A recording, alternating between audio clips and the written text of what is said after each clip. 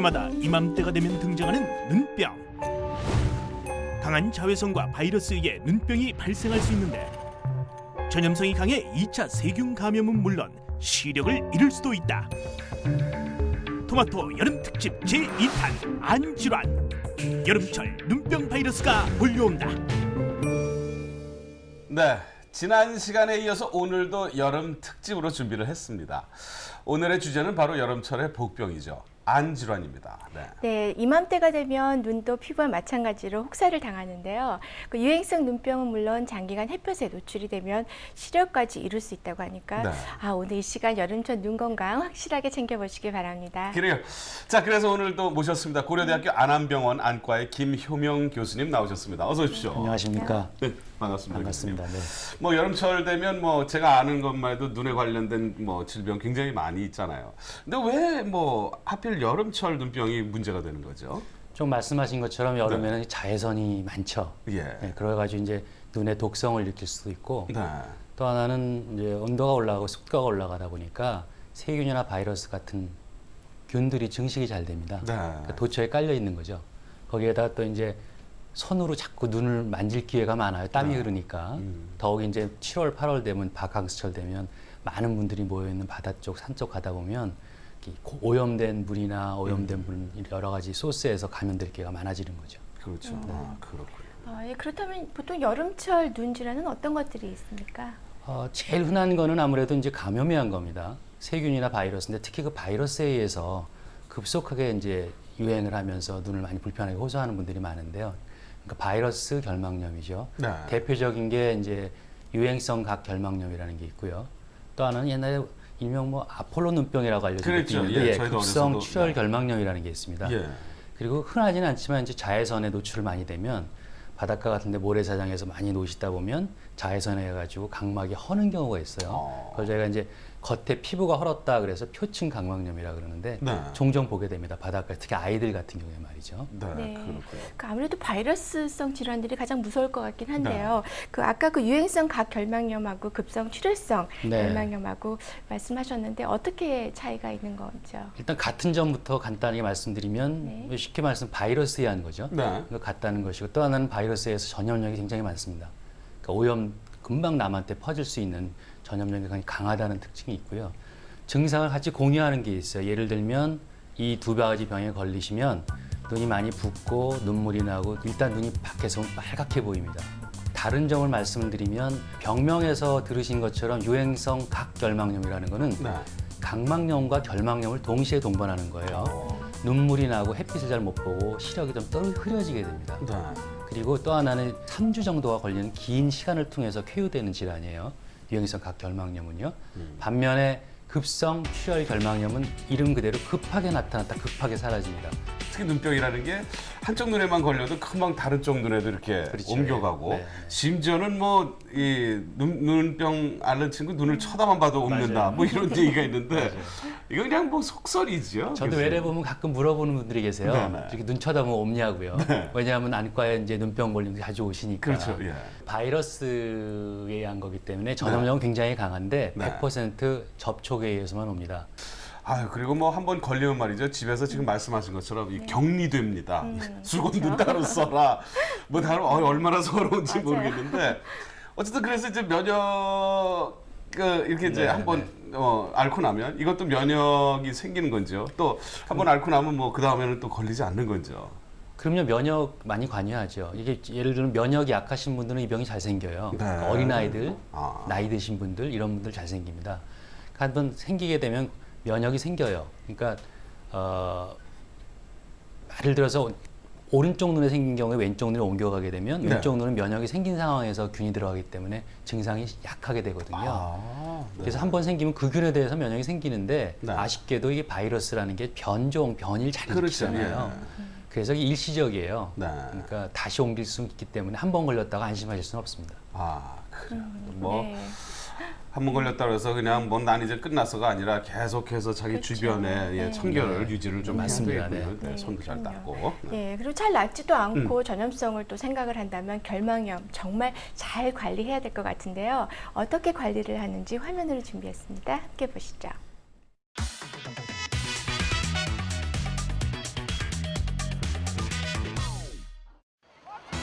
여름의 열기를 식히기 위해 물놀이를 즐기는 사람들 중 최근 눈의 고통을 호소하는 이들이 늘어나고 있다고 하는데 결막염은 우리가 손 대 손으로 전염이 되는 질환입니다. 그러다 보니 수영장이나 대중들이 많이 접촉을 할 수 있는 그런 확률이 높아지는 계절이 여름이라고 볼 수 있죠.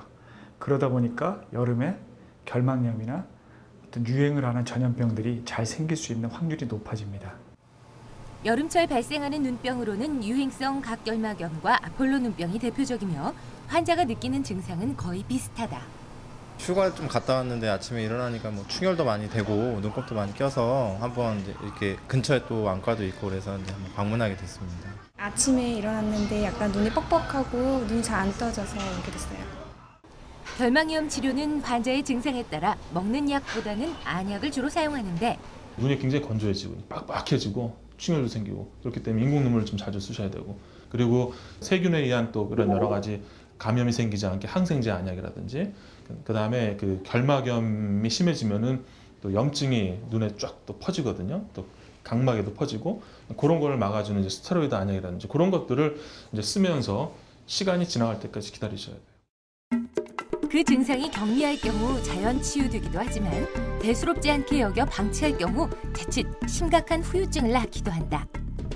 병의 경과에 따라서 물론 금세 낫는 분들도 있지만은 결막염이 심해지면은 각막염으로 발전할 수도 있고요. 결막염 자체가 그런 염증성 그 반응을 보여서 나중에 검구 유착이라고 결막 부분이 붙어버리는 그런 그 후유증이 생길 수도 있고, 각막염이 심해지면은 각막 혼탁, 더 심한 경우 각막 궤양 같은 걸로 발전하면은 나중에 시력저하의 원인이 되기도 합니다.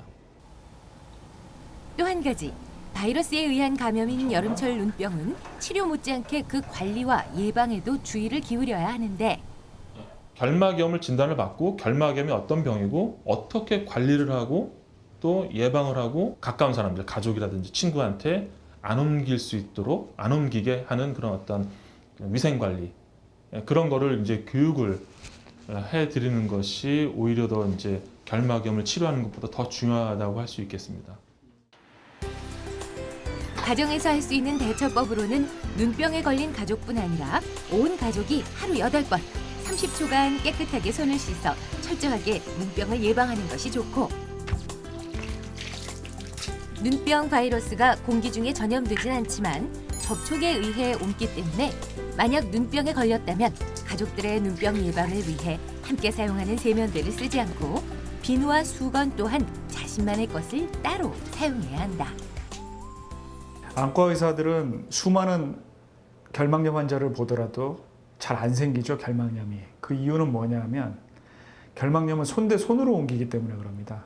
결막염 걸린 환자가 자신의 눈을 손으로 만지고 그 손으로 다시 어떤 물건을 잡았을 때 그 물건에 있는 균을 병이 걸리지 않은 사람이 그 물건을 만지고 다시 눈에다가 손을 가져다 댈 때 결막염이 전염이 되는 겁니다.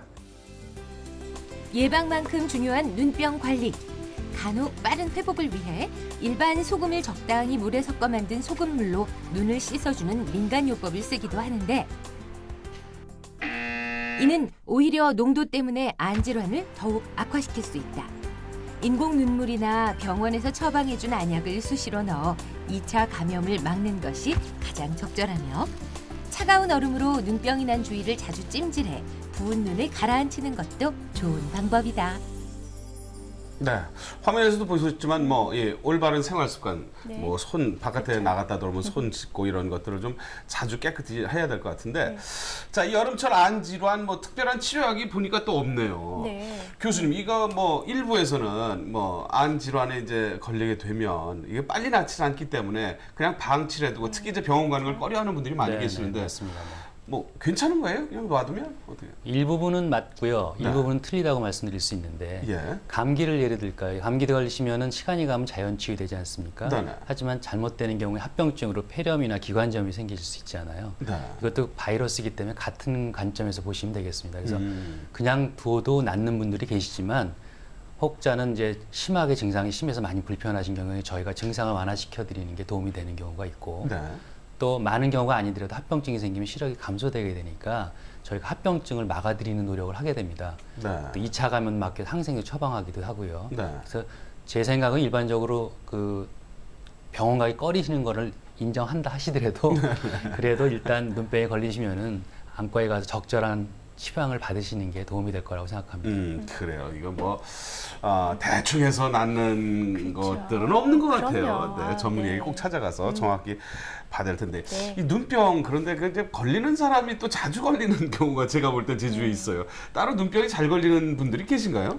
두 가지 말씀드릴 수 있겠어요. 네. 하나는 눈병이 잘 걸릴 수 있는 소인을 갖고 계신 분, 눈에 그러니까 저항이 좀 떨어지시는 분이죠. 네. 예를 든다면 눈꺼풀 염증이 늘 같이 있는 분이 있습니다. 눈꺼풀 주위에요. 네. 세균이 많이 상존하는 분들 또는 건성한 또는 안구 건조증이라고 많이 알려져 있죠. 네. 건조증 있는 분들은 면역이 떨어지셔서 바깥에서 외부에 세균이나 발에 노출되면 아무래도 좀 잘 걸리시는 거죠. 그렇겠죠. 예. 또 하나는 이제 생활 습관인데요.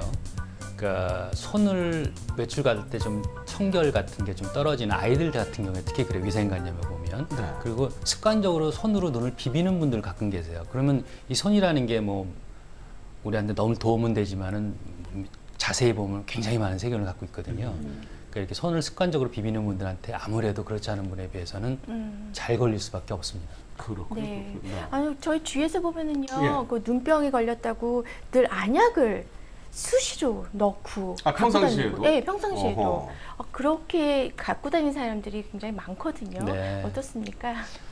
그 안약 중에 자주 넣으셔도 좋고 오히려 자주 넣는 게 좋은 안약이 있고요. 네.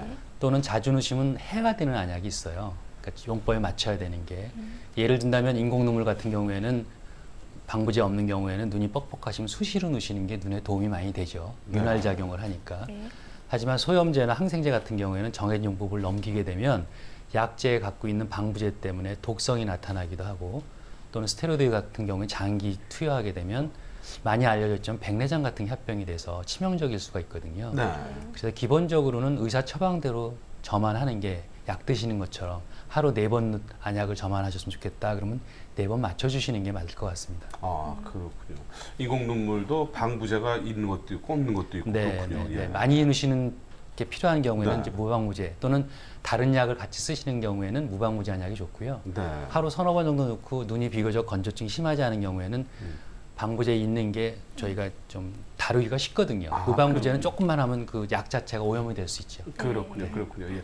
그런 뭐 자세한 것까지 저희들은 몰랐었는데 그래요. 그리고 제가 볼 때는 이제 아까도 말씀하셨지만 그 자외선 자체가 안 질환을 또 일으킬 수 있는 거다. 그래서 이제 많은 분들이 여름에는 이제 선글라스를 예, 짙은 색의 선글라스를 끼고 다니시는데 이런 것들이 결막염 같은 걸 예방을 그러면 하는 겁니까?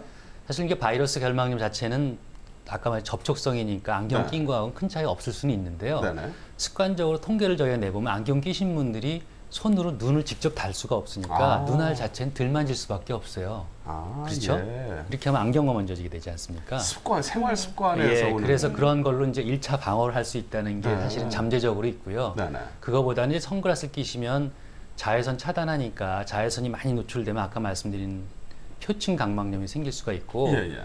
또 이제 많이 알려져 있지만 우리 정 원장님도 계시지만 피부에도 안 좋지만 눈에도 자외선이 계속 많이 쬐게 되면 예. 백내장이나 황반변성 같은 치명적인 병이 나중에 이제 나이 들어 생기시니까 특히 여름 요새 같은 경우에 햇빛이 많이 있을 때는 자외선 선글라스를 착용하시는 게 적극적으로 권장해드리고 싶습니다. 그렇군요. 여름철 멋쟁이들한테는 아주 반가운 소식인 것 같은데요. 네, 그래서 우리가 눈을 보호하기 위해 어떤 선글라스를 선택을 해야 되는지 알아봤습니다. 화면 함께 보시죠.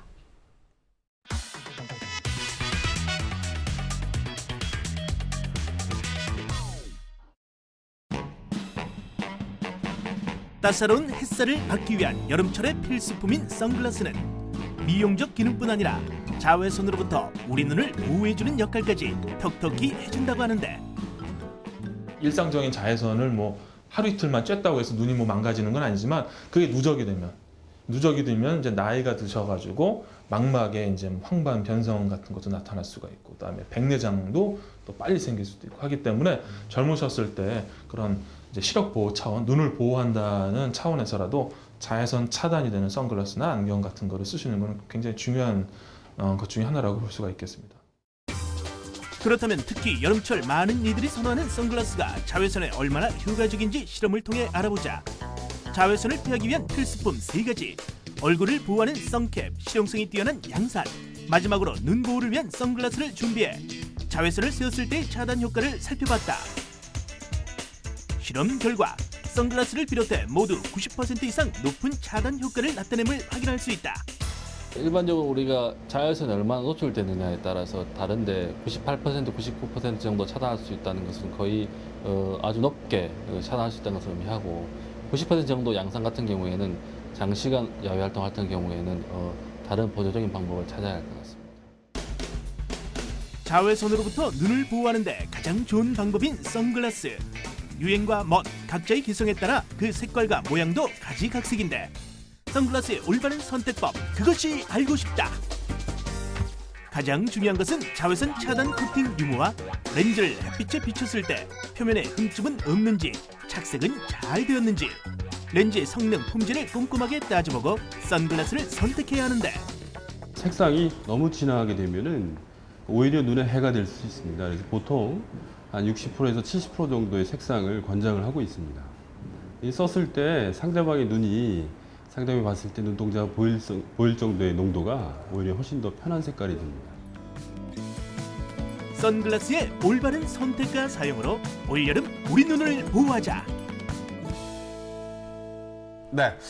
뭐 선글라스 뭐 여름에 저도 외부에 나갈 때 많이 찹니다만 이 선글라스도 정말 중요한 게 말이죠. 이 UV 차단 기능이 돼 있는 선글라스를 끼셔야 눈도 보호가 되고 예, 일석이조가 되겠습니다. 패션도 패션이지만 우리 특히나 젊은 예쁨을 추구하는 분들 건강을 위해서 꼭 그런 것들을 또 고려하셔서 착용을 하시기 바랍니다. 아, 네, 요즘 그 선캡도 아주 도움이 많이 돼요. 선캡도 도움되고요.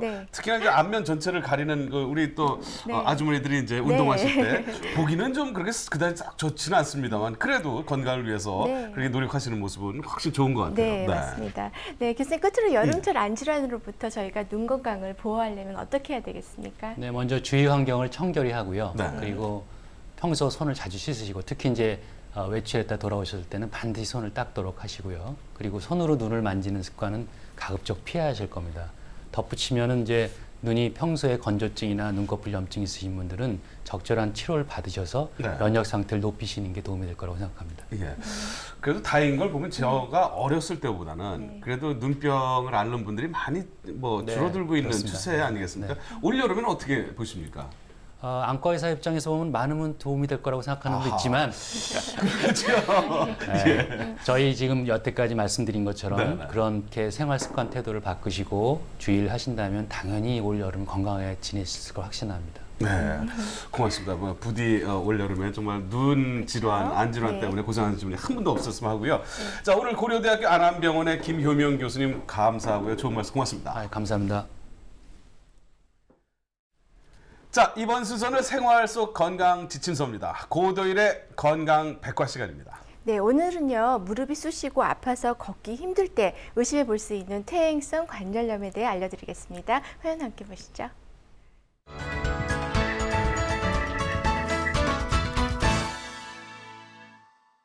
연세가 있으신 분 중에서 무릎이 많이 시큰거리고 걸을 때마다 아프다고 하시는 분 본 적 있을 겁니다. 또는 그 젊은 사람인데도 무릎이 그 계단 내려올 때 시큰거리고 이런 경험을 한번 하신 적이 있을 겁니다. 이런 경우에 무릎에 퇴행성 관절염을 생각하는 경우가 있습니다. 또 우리가 여행을 하거나 많이 걸은 다음에 그날 밤이나 그 다음 날 무릎이 부어오르고 통증으로 잠을 못 잔 적이 있는 분도 경험이 있을 겁니다. 이것도 퇴행성 관절염, 특히 관절염을 생각하는데 이런 것들이 꼭 그 젊은 사람만 생기는 건 아닙니다. 원래는 노인성이고 퇴행성이기 때문에 연세 있는 분 중에서 무릎을 많이 써서 통증이 오는 거는 맞지만은 요즘은 젊은 사람들도 이런 퇴행성 관절염이 생길 수 있습니다. 또는 이 무릎이 아프다 그래서 다 퇴행성 관절염은 아닙니다. 그 무릎을 받쳐주는 인대 문제라든지 근육 문제라든지 관절 문제가 같이 연골이 찢어지고 이러면서 같이 노화가 되면서 퇴행성 관절염이 올 수도 있고 또는 또 젊을 때부터 나빠서 이렇게 생길 수도 있습니다. 또는 또 류마티스 관절염이라고 하는 특수한 그 인자에 의해서 자가 면역 질환에 의해서 관절염이 생길 수도 있고 또는 세균성이라 그래서 균에 의해서 무릎이라든지 고관절에 침범해서 관절염이 생기는 경우, 뭐 결핵성도 있을 수 있고 하여튼 여러 가지 의해서 관절염이 생길 수가 있습니다. 이런 것들은 보행장애를 일으켜서 무릎이 아프다 보니까 자세가 나빠지고 허리 통증이라든지 여러 군데 통증을 같이 생길 수 있습니다. 그래서 그 정확한 진단을 조기에 하는 것이 좋습니다. 류마티스 관절염은 작은 관절에 손가락 관절이라든지 팔목이라든지 어깨라든지 이런 전신적으로 나타날 수 있고, 퇴행성 관절염은 대개 이제 몸무게를 받쳐주는 무릎이라든지 발목이라든지 고관절이라든지 이런 쪽에 한쪽이 먼저 오고 반대쪽이 오는 식으로 나타날 수 있습니다. 류마티스 관절염하고 퇴행성 관절염은 원인도 다르고 치료도 완전히 다릅니다. 류마티스 관절염은 대개 약물요법, 특히 심한 경우에는 항암 치료까지 하는 아주 심한 약물 치료가 필요한 경우가 있고, 또 조기에 진단해서 조기에 치료하면 거의 완치에 가깝게 치료가 가능하기 때문에 조기 진단이 아주 중요합니다. 퇴행성 관절염은 그렇게 되는 원인을 피해야 되고, 퇴행이 빨리 오게 되는 또 그 많이 걷는 자세라든지 이런 것도 신경을 써야 됩니다. 그래서 걷는 게 피해야 되고, 운동도 수영이라든지 체중이 가하지 않는 조건, 체중 감소라든지 이런 거를 더 신경 써야 되고, 통증이 심한 경우 약물 치료라든지, 또 인대가 약한 경우는 주사요법을 할 수도 있습니다. 그리고 이런 것도 안 되는 경우는 우리가 관절경이라든지 또는 인공관절이 필요한 경우도 생길 수 있습니다. 그래서 전문의하고 상의를 해서 관절염의 종류를 따져서 정확히 치료하시는 것이 중요하겠습니다.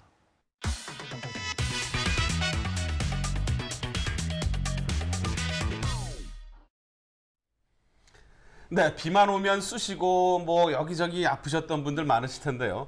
뭐 이러다 말겠지 하지 마시고요. 절대 퇴행성 관절염 이거 초기부터 잘 치료하셔야 평생 튼튼한 관절로 사실 수 있다고 합니다. 네. 또 우리 몸의 생체 리듬이 깨지면서 면역성이 약해져 감염성 질환에 노출되기 쉬운데요. 네, 외출 후 손과 발을 열심히 씻는 것처럼 눈도 청결하게 씻어주면 여름철 안질환 걱정 안 하셔도 될 것 같습니다. 그렇습니다. 가장 중요한 건 생활 습관인데요. 특히 손 닦으러 나갔다 들어오면 그렇죠. 손을 깨끗이 닦는 거, 비누에 골고루 아주 네. 이렇게 손 사이사이까지 네, 그렇죠. 해서 될 수 있으면 또 손톱도 이렇게 좀 깨끗하게 하시는 것도 좋을 것 같고요. 네, 어쨌든 오늘 함께해 주시는 해외 동포 여러분, 또 시청자 여러분들, 오늘 한 주 동안 말이죠, 여러분들이 정말 건강한 눈을 지키는 그런 한 주가 됐으면 합니다. 특히 눈은 오복 중에 80%를 차지한다고 그래요. 네. 저희 어머니가 그런 말씀하셨는데 그만큼 중요하다고 그러지 않습니까? 건강한 눈으로 지내는 한 주 되셨으면 합니다. 저희는 다음 주 이 시간에 더 알찬 정보로 인사드리겠습니다. 여러분 고맙습니다. 푹푹 찌는 여름, 긴 옷만 고집하는 사람들이 있다? 그 이유는 바로 보기 싫은 흉터 때문. 크고 깊은 흉터는 컴플렉스가 되어 평생을 따라다니는데, 다음 이 시간에는 토마토 여름 특집 제3탄 흉터에 대해 알아봅니다.